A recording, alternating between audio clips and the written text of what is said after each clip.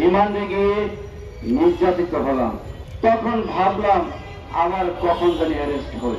আবার যখন শেখ হাসিনার বিরুদ্ধে খালি গায়ে রাজপথে আন্দোলন করলাম, মাথায় গুলি খেয়ে মৃত্যু সজ্জা 28 দিন চিকিৎসা নিলাম। আবার যখন বৈষম্য বিরোধী আন্দোলন করতে এসে এই শাহবাগ, আমার গায়ের অনেক রক্ত লেগে আছে। সেখানে 15 জুলাই ছাত্রলীগের হামলায় নির্যাতিত হয়ে দুইটি কিডনি প্রায় ড্যামেজের দিকে চলে গেল। প্রায় 16 দিন হাসপাতালে চিকিৎসা অবস্থায় ছিলাম। যখন শেখ হাসিনা পতন হয়ে গেল, ভাবলাম আর বুঝি আমাদের শরীরে আঘাত দেওয়ার ক্ষমতা কারণ নাই।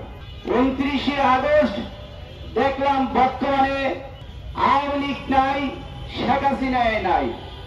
আবার দেখলাম আওয়ামী লীগের পালিত পুত্র জাতীয় পার্টি জিএম কাদেরের নেতৃত্বে হামলা করে এমন মারল, মারার পর এখন আমাকে হাতে লাঠি ধরে দিল।